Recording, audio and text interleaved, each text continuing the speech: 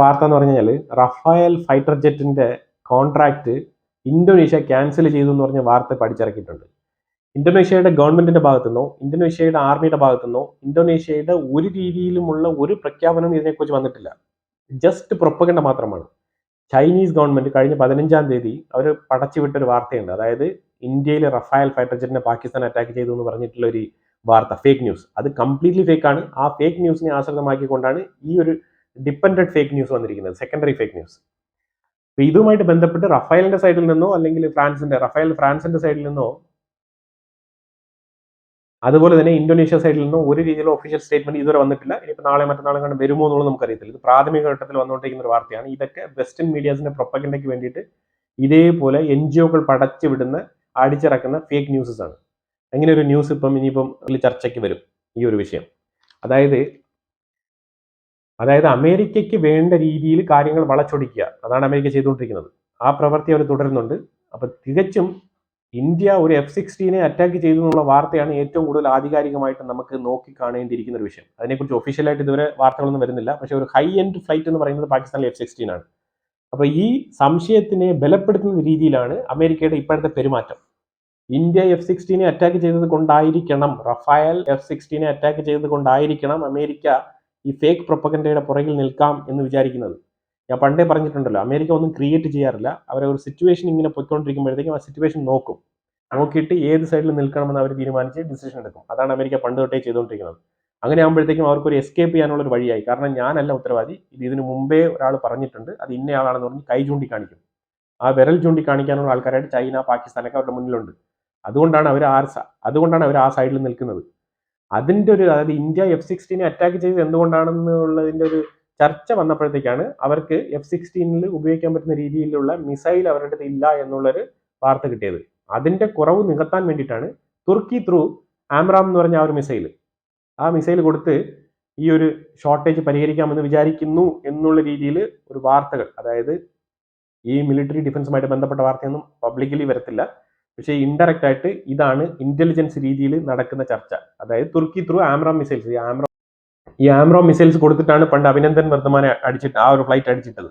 അപ്പൊ അതേ മെത്തേഡാണ് അവർ ഫോളോ ചെയ്യാൻ ശ്രമിക്കുന്നത്. അപ്പൊ അതിന് പാകിസ്ഥാന് ആവശ്യമുള്ള ഒരു മിസൈലാണ് ആംറാം മിസൈൽ. അത് അവരുടെ അടുത്ത് ഇല്ല സ്റ്റോക്ക്. അതാണ് തുർക്കി ത്രൂ പാകിസ്ഥാനിൽ എത്തിക്കാൻ അമേരിക്ക ശ്രമിക്കുന്നത്. ആംറാം മിസൈൽ ഉണ്ടായിരുന്നെങ്കിൽ ഞങ്ങൾ ഇന്ത്യയുടെ ഒരു റഫായിലെങ്കിലും അടിച്ചിട്ടേനെ എന്നുള്ള ഒരു ക്ലെയിം പാകിസ്ഥാൻ വെച്ചതായിട്ടാണ് മനസ്സിലാക്കാൻ പറ്റുന്നത്. ആ ഒരു കള്ളത്തരത്തിനെ വിശ്വാസത്തിൽ എടുത്തുകൊണ്ടാണ് അമേരിക്ക ആംറാം മിസൈൽസ് എങ്ങനെയെങ്കിലും പാകിസ്ഥാന്റെ ഉള്ളിലേക്ക് എത്തിക്കാൻ വേണ്ടി ശ്രമിക്കുന്നത്. F-16 പ്രൊട്ടക്ട് ചെയ്യാൻ, അല്ലാതെ പാകിസ്ഥാനെ പ്രൊട്ടക്ട് ചെയ്യാനല്ല. പാകിസ്ഥാനെ പ്രൊട്ടക്ട് ചെയ്യാൻ അവർക്ക് യാതൊരു താല്പര്യമില്ല എന്നുള്ളതാണ്. പാകിസ്ഥാനെ പ്രൊട്ടക്ട് ചെയ്യാനുള്ള വിഷയം അവർ നോക്കിക്കാണുന്നത് ചൈനയുടെ സീപക് കോറിഡോറിനെ ഇല്ലായ്മ ചെയ്യാൻ വേണ്ടിയിട്ടാണ്. ശരിക്കും അമേരിക്ക പാകിസ്ഥാനോടൊപ്പം നിൽക്കുന്ന പോലെയുള്ള ചില ചായ്വുകളൊക്കെ കാണിക്കുന്നത്. ഇത് പാകിസ്ഥാന് നന്നായിട്ട് അറിയാം. പാകിസ്ഥാൻ തീർച്ചയായിട്ടും ചൈനയുമായിട്ട് വിട്ടുമാറാൻ പറ്റാത്ത രീതിയിലുള്ള ബന്ധമാണുള്ളത്. അത് അമേരിക്കയ്ക്ക് നന്നായിട്ട് അറിയാം. എന്നിട്ടാണ് അമേരിക്ക ഈ കളി കളിക്കുന്നത്. അതായത് ഈ ഒരു താരിഫ് നെഗോസിയേഷൻ ഒക്കെ ഇന്ത്യയെ വരിഞ്ഞു മുറുക്കാൻ പാകിസ്ഥാനെ ഒരു ആയുധമാക്കി കളയാം എന്നുള്ള രീതിയിൽ വളരെ ചൈൽഡിഷ് ആയിട്ട് ട്രംപ് ചിന്തിച്ചിട്ടുണ്ട്. ആ ചിന്തയുടെ ഫലമായിട്ടാണ് ഈ രീതിയിൽ ഇന്ത്യ വിരുദ്ധത ഇപ്പൊ കാണിച്ചു തുടങ്ങിയിരിക്കുന്നത്. ഇന്ത്യ വിരുദ്ധത എന്ന് പറയുന്നതിന് മുമ്പായിട്ട് ഇന്ത്യ നെഗോസിയേഷൻ, അതായത് ഇൻഡയറക്റ്റ് ആയിട്ട് ഇന്ത്യയെ നെഗോഷിയേറ്റ് ചെയ്യുകയാണ്, പല പ്രോബ്ലംസും എടുത്ത് ഇന്ത്യയുടെ തലയിൽ വെച്ചുകൊണ്ട്. പക്ഷെ ഇന്ത്യക്ക് ഇതൊന്നും പുത്തരിയല്ല.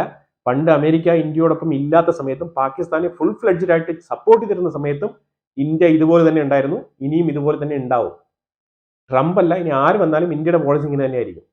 ഈ മുഹമ്മദ് ഡാം സ്ഥിതി ചെയ്യുന്നത് അഫ്ഗാനിസ്ഥാന്റെ തൊട്ടടുത്താണ്. ഈ മുഹമ്മദ് ഡാം സ്ഥിതി ചെയ്യുന്നത്. അപ്പൊ ഈ മുഹമ്മദ് ഡാം സ്ഥിതി ചെയ്യാൻ വേണ്ടിയിട്ട് ഈ 2019 ഈ ഒരു മുഹമ്മദ് ഡാം എന്ന് പറഞ്ഞ ഒരു ഡാം പണിയാൻ വേണ്ടി തീരുമാനിച്ച സമയത്ത് പാകിസ്ഥാനിൽ ഫണ്ട് പ്രശ്നമായിരുന്നു. ഈ ഫണ്ട് പ്രശ്നമായതുകൊണ്ട് ചൈന ഇതിനെ ഫണ്ട് ചെയ്യാൻ സമ്മതിച്ചു. അങ്ങനെ ചൈന ഇതിനകത്ത് ഫണ്ട് ഇൻവെസ്റ്റ് ചെയ്യും. ഏതാണ്ട് 800 മെഗാവാട്ട് വൈദ്യുതി ഉൽപ്പാദിക്കാൻ ശേഷിയുള്ള ഒരു ഡാമാണ് ഇവിടെ പണിയാൻ തീരുമാനിച്ചിരുന്നത്. അതിന് തന്നെയാണ് എസ്റ്റിമേറ്റ് ഇട്ട് പണിതതും. ഇത് പണിതുകൊണ്ടിരുന്ന സമയത്ത് സംഭവിച്ചു പറഞ്ഞാൽ ഒരു വലിയൊരു പെട്ടെന്നൊരു ഫ്ലഡ് വന്ന് അവിടെ വെള്ളം തടഞ്ഞു നിർത്താൻ പറ്റാത്തൊരു സാഹചര്യം ഈ ഡാം പണിയാൻ സ്ഥിരീകരിച്ച സ്ഥലത്ത്. എന്നാൽ ഇവർ ഡാം ഇങ്ങനെ ഗ്രില്ലൊക്കെ ഇട്ട് പണിതുകൊണ്ടിരുന്ന സമയത്ത് നല്ലൊരു വെള്ളപ്പൊക്കം വന്ന് ഇതിന്റെ കൺസ്ട്രക്ഷൻ പകുതിയിൽ തന്നെ അങ്ങ് ഒലിച്ചു പോവുകയാണ് ചെയ്തത്. അങ്ങനെ ഒലിച്ചു പോയത് കൊണ്ട് എന്ത് സംഭവിച്ചെന്ന് പറഞ്ഞാൽ ഈ പ്രോജക്റ്റിൽ വീണ്ടും പൈസ ആവശ്യം വന്നു. അപ്പൊ അങ്ങനെ നഷ്ടക്കച്ചവടത്തിൽ തുടങ്ങിയ ഈ ഒരു ഡാം ഇപ്പൊ ചൈന പാകിസ്ഥാനെ പുഷ് ചെയ്യുന്നുണ്ട്. അതായത് നിങ്ങൾ ഈ ഒരു വർക്ക് ഒന്ന് സ്പീഡപ്പ് ചെയ്യുക, കാരണം ഇപ്പോൾ ഇന്ത്യ തന്നെ സ്വമേധയാ ഈ വെള്ളം തടഞ്ഞു നിർത്തിയിരിക്കുകയാണ്. അത് നമുക്ക് ഈ ഒരു ഡാം പണി പൂർത്തിയാക്കാൻ വളരെ ഉപകാരപ്രദമാകുന്ന ഒരു ടൈം ലൈനാണ്. അപ്പോൾ അതുകൊണ്ട് എത്രയും പെട്ടെന്ന് തന്നെ വേഗത്തിൽ ഡാം പണി പൂർത്തിയാക്കിക്കോ എന്ന് പറഞ്ഞിട്ട് ചൈന പ്രഷർ ചെയ്യുകയാണ് പാകിസ്ഥാനെ. പക്ഷേ പാകിസ്ഥാൻ്റെ അടുത്ത് ഫണ്ടില്ല. പാകിസ്ഥാന് ചൈന കൊടുത്ത ഫണ്ടൊക്കെ അവർ അടിച്ച് തീർത്ത് പുട്ടടിച്ച് തീർത്ത് കളഞ്ഞു. അപ്പോൾ ഇനി ഇതിനു വേണ്ടി ഫണ്ട് കിട്ടുമോ എന്നുള്ളതാണ് പാകിസ്ഥാൻ അടുത്ത് ചൈനയുമായിട്ട് നോക്കിയിരിക്കുന്ന ഒരു വിഷയം. ഇതാണ് ഇൻവെസ്റ്റ്മെന്റ് പരമായിട്ട് വന്നിരിക്കുന്ന ഒരു ചെറിയൊരു ക്ലാഷ് എന്ന് വേണമെങ്കിൽ പറയാം. കാരണം പൈസ ഓൾറെഡി ഫണ്ട് കൊടുത്തതാണ്. അപ്പോൾ ഡാം പണിത് പൂർത്തിയാക്കേണ്ട ചുമതല പാകിസ്ഥാനാണ്. അതാണ് ഇപ്പം നിലവിൽ രണ്ടുപേരും തമ്മിലുള്ള ചർച്ച. അപ്പോൾ ഇതിനകത്ത് ഇപ്പോൾ സംഭവിക്കാൻ പോകുന്നതെന്ന് വെച്ചാൽ ഇന്ത്യക്ക് ഒരു സ്ട്രാറ്റജി ഉണ്ട്. അതായത് ഡാമിലെ വെള്ളം പെട്ടെന്ന് തുറന്നുവിടാനും പറ്റും, ഇടയ്ക്കിടയ്ക്ക് തുറന്നുവിടാൻ പറ്റും, പെർമനന്റ് ആയിട്ട് തുറന്നുവിടാനും പറ്റും. അപ്പോൾ അതുകൊണ്ട് തന്നെ ഇന്ത്യ വിചാരിക്കുന്ന വിഷയം എന്ന് പറഞ്ഞാൽ ഇടയ്ക്കിടയ്ക്ക് ഒന്ന് പൊക്കി വിടുക. അപ്പോൾ ഒരു മാസായിട്ട് ഒരു വെള്ളപ്പൊക്കം അങ്ങ് പോകും. അപ്പോൾ അങ്ങനെ ഡാം പണി പെട്ടെന്ന് പൂർത്തിയാക്കാനുള്ള ആ ഒരു ടൈം ലൈൻ കൊടുക്കാത്ത രീതിയിൽ ഇന്ത്യക്ക് വേണമെങ്കിൽ തുറന്നു വിടാം. കാരണം എന്താ വെച്ചാൽ ഇത് മനഃപൂർവ്വം ചെയ്യുന്നതല്ല. ഈ ഒരു ഡാം പൂർത്തിയാക്കണം എന്നുണ്ടെങ്കിൽ സറൗണ്ടിങ്ങിലുള്ള രാജ്യങ്ങൾ, അതായത് ഈ റിവർ എതിലെയൊക്കെ ക്രോസ് ചെയ്ത് പോകുന്നുണ്ടോ ആ രാജ്യങ്ങളുമായിട്ടൊക്കെ സംസാരിച്ച് ഒരു മ്യൂച്വലി ഒരു കൺസെന്റിൽ എത്തണം. ഇന്ത്യയുമായിട്ട് ആ ഒരു ചർച്ച നടന്നിട്ടില്ല. അതാണ് നമ്മൾ ഇതിനകത്ത് ഏറ്റവും കൂടുതൽ മനസ്സിലാക്കേണ്ടത്. ഇന്ത്യക്ക് പണി കൊടുക്കാൻ അറിയാം, ഇടയ്ക്കിടയ്ക്ക് വെള്ളപ്പൊക്കം കൂട്ടി വിട്ടാൽ മതി. ജസ്റ്റ് ഇടയ്ക്കിടയ്ക്ക് ഡാമിന്റെ ഷട്ടർ ഒന്ന് പൊക്കി അങ്ങ് വിട്ടാൽ മതി. ഡാം പണിയൊന്നും നടക്കത്തില്ല. ആ രീതിയിൽ ഇന്ത്യക്ക് പണിയാൻ നല്ല വ്യക്തമായിട്ട് അറിയാം.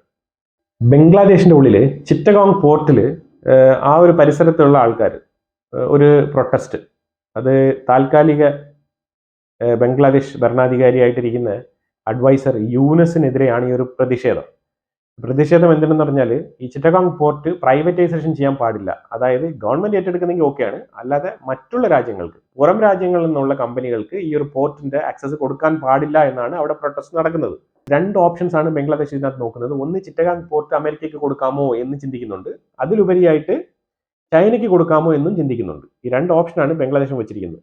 അപ്പം അതിലുപരിയായിട്ട് ഇന്ത്യക്കെതിരെ ഇന്ത്യക്ക് ചില ഇന്റിമിഡേഷൻസ് തരാൻ വേണ്ടിയിട്ട് ഒരു ബാഡ് ഇന്റൻഷനോട് കൂടി അമേരിക്ക യൂനസിന് ഒരു ക്ഷണം, ബംഗ്ലാദേശ് യൂനസിന് ഒരു ക്ഷണം, വക്കാറുസമാൻ എന്ന് പറഞ്ഞ അവിടുത്തെ ആർമി ചീഫിനാണ് ഈ ഒരു ക്ഷണം വന്നിരിക്കുന്നത്.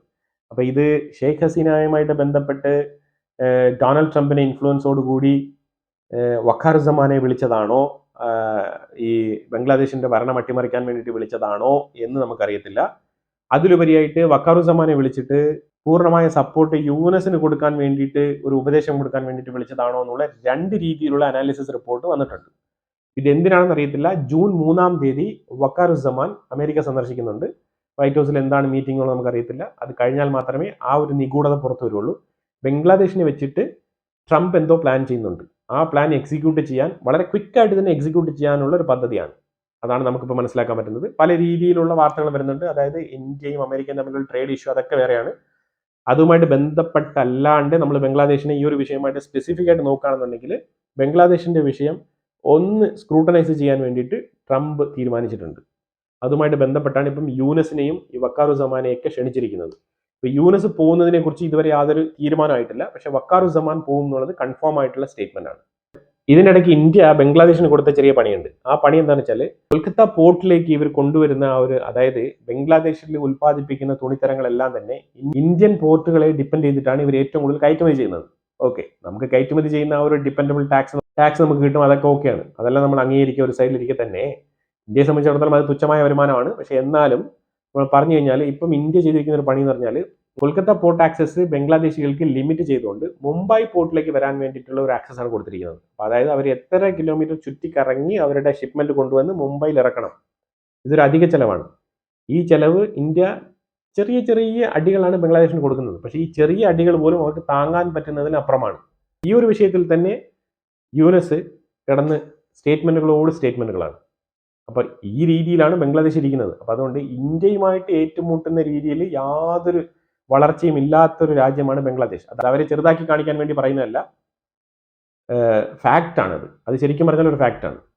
അതുപോലെ തന്നെ ഇന്ത്യ കൊൽക്കത്തയിൽ നിന്നും ഡയറക്റ്റ് ആയിട്ട് മ്യാൻമറിലേക്ക് ഒരു ഷിപ്മെന്റ് റൂട്ട് ഇപ്പം എസ്റ്റാബ്ലിഷ് ചെയ്തിട്ടുണ്ട്. ഇതെന്തുകൊണ്ടാണെന്ന് പറഞ്ഞാൽ ബംഗ്ലാദേശിനെ ഡിപ്പെൻഡ് ചെയ്യാണ്ട്, സിലിഗുരി ബോർഡറിനെ ഡിപ്പെൻഡ് ചെയ്യാണ്ട് ആ ഒരു ട്രാവൽ ടൈം കുറയ്ക്കാൻ വേണ്ടിയിട്ട്, അതായത് വെസ്റ്റ് ബംഗാളിൽ നിന്നും ഈസി ആയിട്ട് മിസോറാമിൽ എത്തുന്ന രീതിയിലുള്ള ഒരു ഷോർട്ടസ്റ്റ് റൂട്ടാണ് ഇപ്പം ഇന്ത്യ എസ്റ്റാബ്ലിഷ് ചെയ്തിരിക്കുന്നത്. ഈ റൂട്ട് ശരിക്കും ബംഗ്ലാദേശിനെ വരെ അമ്പരപ്പിച്ചിട്ടുണ്ട്. കാരണം ബംഗ്ലാദേശിന്റെ ഡിപ്പെൻഡൻസി പോലും നമുക്കിപ്പോൾ ആവശ്യമില്ലാത്ത ഒരു അവസ്ഥയാണ്. കാരണം ബംഗ്ലാദേശിനെ നമ്മൾ ക്രോസ് ചെയ്ത് നമ്മൾ ഡയറക്റ്റ് മ്യാൻമറിൽ ഇറക്കും. അവിടെ നമുക്ക് സപ്പോർട്ട് ചെയ്യാൻ അർക്കൻ ആർമി ഉണ്ട്. അർക്കൻ ആർമി ഇന്ത്യയെ സപ്പോർട്ട് ചെയ്യും. അപ്പം ഇന്ത്യയുടെ എല്ലാവിധ വ്യാപാര രീതിയിലുള്ള എല്ലാ കമ്മ്യൂണിക്കേഷൻസും അർക്കൻ ആർമി സപ്പോർട്ടോടുകൂടി മ്യാൻമർ ത്രൂ ഏറ്റവും എളുപ്പത്തിൽ തന്നെ നമുക്ക് നമ്മളുടെ 7 സിസ്റ്റേഴ്സ് എന്ന ആ ഒരു രീതിയിൽ കിടക്കുന്ന ഈസ്റ്റേൺ സ്റ്റേറ്റുകൾ മൊത്തത്തിൽ കവർ ചെയ്യാൻ പറ്റും. അതായത് ഇന്ത്യ കൊടുക്കുന്ന ഒരു ക്ലിയർ മെസ്സേജ് ആണ്, ഹേയ് ബംഗ്ലാദേശ്, ഈ സിലിഗുരി എന്ന് പറഞ്ഞ ഈ ഒരു ചിക്കൻ നെക്ക് മാത്രമല്ല ഇന്ത്യയുടെ ഒരു ആക്സസ് പോയിന്റ്. ഇന്ത്യ വിചാരിച്ചു കഴിഞ്ഞാൽ ഏത് രീതിയിലും ആക്സസ് പോയിന്റ് എടുക്കാൻ കഴിയും എന്നുള്ള ഒരു എക്സാമ്പിൾ ആണ് അവിടെ പറയാൻ ഇന്ത്യ ശ്രമിച്ചത്. അതുപോലെ തന്നെ ബംഗ്ലാദേശിലെ ചിറ്റഗോങ് പോർട്ടിന്റെ അടുത്ത് ഒരു പ്രക്ഷോഭം ഉണ്ടായി ഞാൻ പറഞ്ഞില്ലേ. അപ്പോൾ ആ ഒരു പ്രൊട്ടസ്റ്റ് ഉണ്ടായതിനെ തുടർന്ന് 7 ഡിസ്ട്രോയർ പെട്രോളിംഗ് ഷിപ്പുകളെ ഇന്ത്യ അവിടെ ഡിപ്ലോയ് ചെയ്തിട്ടുണ്ട്. അവർ സ്റ്റാൻഡ് ഓഫ് ചെയ്ത് വെച്ചിരിക്കുകയാണ്. കാരണം എന്തെങ്കിലും രീതിയിൽ ഒരു പ്രശ്നമുണ്ടായി ഇങ്ങോട്ട് ക്രോസ് ബോർഡറിലേക്ക് ഏതെങ്കിലും രീതിയിൽ അഭയാർത്ഥികൾ വന്നു കഴിഞ്ഞാൽ അവരെ തടയാൻ വേണ്ടിയിട്ട് തന്നെയാണ് അവിടെ കൃത്യമായിട്ട് 7 ഡിസ്ട്രോയർ പെട്രോളിംഗ് ഷിപ്സിനെ അവിടെ സ്റ്റേ ഓവർ ചെയ്ത് നിർത്തിയിരിക്കും. ഇന്ത്യ റോഹിംഗ്യ മുസ്ലിംസിനെ വേണ്ട രീതിയിൽ പരിഗണിക്കുന്നില്ല, അഭയാർത്ഥികളെ വേണ്ട രീതിയിൽ സ്വീകരിക്കുന്നില്ല എന്നുള്ള രീതിയിലെ പരാതികളുമായിട്ട് വെസ്റ്റേൺ മീഡിയാസ് റിപ്പോർട്ടിംഗ് തുടങ്ങിയിട്ടുണ്ട്. അതായത് നമ്മൾ എന്തിനാണ് ഇപ്പൊ ഇതിനെ സ്വീകരിക്കുന്നത്? അവർക്ക് വേണ്ടത് അവര് ബംഗ്ലാദേശികളല്ലേ, അവർ ബംഗ്ലാദേശിലോട്ടല്ലേ പോകേണ്ടത്. അപ്പം വാർത്ത ബംഗ്ലാദേശിനെ സെൻട്രിഫൈ ചെയ്തുകൊണ്ടാണ് വരേണ്ടത്. പക്ഷെ അതിന് പകരം അവർ ഇന്ത്യയാണ് ഉൾപ്പെടുത്തിക്കൊണ്ട് ഈ ഒരു വാർത്ത പ്രസിദ്ധീകരിച്ചിരിക്കുന്നത്. അപ്പൊ ഇതിന്റെയൊക്കെ നിഗൂഢ തന്ത്രങ്ങളും ലക്ഷ്യങ്ങളും അവരുടെയൊക്കെ മാനസികാവസ്ഥയും നമുക്ക് മനസ്സിലാക്കാൻ പറ്റുന്നേ ഉള്ളൂ. ഇതിനെയാണ് വെസ്റ്റ് നമ്മൾ എപ്പോഴും ചൂണ്ടിക്കാണിക്കുന്ന ഈ ഒരു കൊളോണിയൽ മൈൻഡ് സെറ്റ് ഉള്ള ആൾക്കാരുടെ ചിന്താഗതി. അവരുടെ ധാരണ എന്ന് പറഞ്ഞാൽ നമ്മൾ എപ്പോഴും അവരെ ഓച്ചാനിച്ച് നിൽക്കണം, ഇതാണ് അവരുടെ ധാരണ. അത് എനിക്ക് തോന്നുന്നു അവർ ഏത് രീതിയിൽ ചിന്തിച്ചാലും അത് അവരുടെ തലച്ചോറിൽ നിന്ന് മാറ്റിയെടുക്കാൻ പറ്റാത്തൊരവസ്ഥയാണെന്ന് നമുക്ക് മനസ്സിലാക്കാൻ പറ്റുന്നത്. ഇനി പറയാൻ പോകുന്നത് വളരെ ഇമ്പോർട്ടൻ്റ് ആയിട്ടുള്ള ഒരു വാർത്തയാണ്. കാരണം ഇന്ത്യ IMF ഏറ്റവും കൂടുതൽ റിപ്പോർട്ട് ചെയ്തിരുന്ന വിഷയമാണ് പാകിസ്ഥാന് ലോൺ കൊടുക്കരുതെന്ന് പറഞ്ഞിട്ട്. പക്ഷേ അതിശക്തമായ രീതിയിൽ ഇന്ത്യ എതിർത്തുകൊണ്ട് IMF, അമേരിക്കയുടെ വാലാണല്ലോ IMF. അപ്പം അതുപോലെ തന്നെ IMF ഒരു പലിശ കമ്പനിയാണ്. അപ്പോൾ പലിശ കമ്പനി എങ്ങനെയാണ് പെരുമാറുക? ആ രീതിയിൽ തന്നെയാണ് IMF പെരുമാറുന്നത്. അപ്പം അതുകൊണ്ട് പാകിസ്ഥാനെ മുഴുവനായിട്ട് ഇപ്പോൾ ഏറ്റെടുത്തിരിക്കുകയാണ്. അങ്ങനെ പറയുന്നതിലുപരി പാകിസ്ഥാൻ IMF നിങ്ങളാണ് എൻ്റെ മുതലാളി എന്ന് പറഞ്ഞിട്ട് മുതലാളിയുടെ കാലിൽ വീണിരിക്കുകയാണ്. കാരണം 11 പോയിന്റുകൾ, 11അല്ല 10-50ലധികം പോയിന്റുകളുണ്ട്. പക്ഷെ അതിൽ 11 വളരെ നിർണായകമായിട്ടുള്ള പോയിന്റുകളാണ്. ഈ പോയിന്റുകൾ അപ്ലൈ ചെയ്യുന്നതോടുകൂടി പാകിസ്ഥാൻ തകർന്ന് തരിപ്പണമാവാൻ പോവാണ്. അതായത് ഏതാണ്ട് 1 ബില്യൺ, നമ്മൾ ശരിക്കും പറഞ്ഞാൽ ഏതാണ്ട് 18 കോടിയോളം പാകിസ്ഥാനി റുപ്പീസ് എന്ന് വേണമെങ്കിൽ പറയാം. ഈ ഒരു ചെറിയ തുക നേടാൻ വേണ്ടിയിട്ട് പാകിസ്ഥാൻ എന്തെല്ലാം ചെയ്യേണ്ടിയിരിക്കും എന്ന് പറഞ്ഞു കഴിഞ്ഞാൽ, ഞാൻ ജസ്റ്റ് ബേസിക്കലി ഒരു 2-3 പോയിന്റുകൾ ഞാനിവിടെ പറയാം. ഈ ഒരു 10-11 ഇമ്പോർട്ടൻറ്റ് പോയിന്റുകളിൽ അതിലൊന്നാണ് ഫാർമേഴ്സിന് ടാക്സ്. അതായത് കൃഷി ചെയ്യുന്നവൻ ടാക്സ് അടയ്ക്കണം. അതും ചെറുതൊന്നുമല്ല, ഏതാണ്ട് 10% മുതൽ 40% വരെ കൃഷി ചെയ്യുന്നവൻ ഫാർമേഴ്സിന് ടാക്സ് അടയ്ക്കേണ്ടി വരും എന്നാണ് പറയുന്നത്. അപ്പോൾ ഇത് IMF ആണ് പൈസ കൊടുക്കുന്നത്. പിന്നെ ഈ ഫാർമേഴ്സിന്റെ ടാക്സ് എന്ന് പറയുമ്പോഴത്തേക്കും അമേരിക്കയിൽ ഇപ്പം റിമിറ്റൻസ് ടാക്സ് എന്ന് പറഞ്ഞൊരു ടാക്സ് ട്രംപ് കൊണ്ടുവന്നായിരുന്നു. അതിനും ഏതാണ്ട് ഈ ഒരു സിമിലാരിറ്റി തോന്നുന്നുണ്ട്. കാരണം പണം അയക്കുന്നവർക്ക് വേണ്ടിയിട്ടുള്ള ഒരു ടാക്സ്. അതായത് നിങ്ങൾ ഈ പണം അയക്കുന്നവർക്ക് വേണ്ടിയിട്ടുള്ള ടാക്സ് എന്ന് പറയുമ്പോഴത്തേക്കും അത് ഡബിൾ ടാക്സേഷൻ ആണ്. ശരിക്കും പറഞ്ഞാൽ വയലേഷൻ ആണ്. ടാക്സ് റൂൾസ് നോക്കി കഴിഞ്ഞാൽ വയലേഷൻ ആണ്. പക്ഷെ അതിനെ നിയമപരമാക്കി അമേരിക്ക ഉപയോഗിക്കുന്നുണ്ട്. എങ്ങനെയാണെന്ന് പറഞ്ഞാൽ, ഇത് നിങ്ങൾ ശമ്പളം മേടിക്കുന്നു, എല്ലാവർക്കും അറിയാം അമേരിക്കയിലായിക്കോട്ടെ യൂറോപ്യൻ രാജ്യങ്ങളൊക്കെ ആയിക്കോട്ടെ, ശമ്പളം മേടിക്കുമ്പോഴത്തേക്ക് അതിൽ നല്ലൊരു തുക ടാക്സിൽ അവർ പിടിച്ചു കഴിഞ്ഞിട്ടാണ് ബാക്കി തുകയാണ് സാലറി ആയിട്ട് കിട്ടുന്നത്. ആ സാലറിയിൽ നിന്ന് ഒരു ചെറിയൊരു എമൗണ്ട് എടുത്തിട്ടായിരിക്കും നാട്ടിലേക്ക് അവരുടെ ബന്ധുക്കൾക്കോ അവരുടെ പാരൻസിനൊക്കെ ഓൾഡ് ഏജ് ഹോമിലൊക്കെ ആയിട്ട് അവർ പൈസ അയക്കുന്നത്. അങ്ങനെ പൈസ ടാക്സ് അടച്ച് നേടിയ സാലറി കൊണ്ട് ആ ഒരു പൈസ അയക്കുന്ന സമയത്ത് അതിൽ നിന്നും ടാക്സ് പിടിക്കുന്നെങ്കിൽ അവൻ എത്രമാത്രം ദാരിദ്ര്യത്തിലാണെന്നുള്ളതാണ് നമ്മൾ ഇതിനകത്ത് ചൂണ്ടിക്കാണിക്കാനുള്ള സുപ്രധാന വിഷയം. അത്ര ദാരിദ്ര്യമാണ് അമേരിക്കയിൽ, കൊടും ദാരിദ്ര്യം. അത് പുറത്ത് പറയുന്നില്ല എന്നാണ് നമുക്ക് മനസ്സിലാക്കാൻ പറ്റുന്നത്. അപ്പൊ അങ്ങനെ നോക്കുകയാണെന്നുണ്ടെങ്കിൽ 1958 മുതൽ 2025 വരെ ഏതാണ്ട് 25 പ്രാവശ്യം IMFന്റെ ബെയിലൗട്ടിന് വിധേയമായ രാജ്യമാണ് പാകിസ്ഥാൻ. ലോകത്ത് ഇങ്ങനെ ഒരേ ഒരു രാജ്യം മാത്രമേ ഉണ്ടാവുള്ളൂ, അത് പാകിസ്ഥാനാണ്. 25 പ്രാവശ്യം IMFന്റെ ബെയിലൗട്ടിന് മുമ്പിൽ പോയി ഇരന്ന് നിൽക്കുന്ന ഒരൊറ്റ രാജ്യം പാകിസ്ഥാനേ ഉള്ളൂ. വേറെ ലോകത്ത് ഒരു രാജ്യം ഉണ്ടാവില്ല. ആ രീതിയിലുള്ള രാജ്യമാണ്. അപ്പൊ അങ്ങനെ പൈസ കൊടുക്കുന്ന സമയത്താണ് അവർ പറയുന്ന കണ്ടീഷൻസിൽ ഏറ്റവും ഇമ്പോർട്ടൻ്റ് ആയിട്ടുള്ള കണ്ടീഷൻ ഈ ഒരു ഫാർമേഴ്സിന്റെ ടാക്സ്. ഈ ഫാർമേഴ്സിന്റെ ടാക്സ് ശരിക്കും പറഞ്ഞാൽ പാകിസ്ഥാന്റെ ഉള്ളിൽ ഒരു പ്രൊട്ടസ്റ്റ് ഉണ്ടാവാനുള്ള സാധ്യത വളരെ കൂടുതലാണ്. ഓൾറെഡി തന്നെ പാകിസ്ഥാന്റെ ഉള്ളിൽ പല രീതിയിലുള്ള പ്രക്ഷോഭങ്ങൾ ഉണ്ട് നിലവിൽ. ബലൂചിസ്ഥാൻ, സിന്ധ്, ഖൈബർ പഖ്തൂൺഖ്വ, അങ്ങനെയൊക്കെ പല പ്രശ്നങ്ങളുണ്ട്. ഈ പ്രശ്നങ്ങളൊക്കെ നിലനിൽക്കുന്ന ഒരു അവസ്ഥയിലാണ് ഇപ്പൊ ഇങ്ങനെ ഒരു IMFന്റെ ഒരു ബോംബ് കൂടി പോയി വീഴാൻ പോകുന്നത്.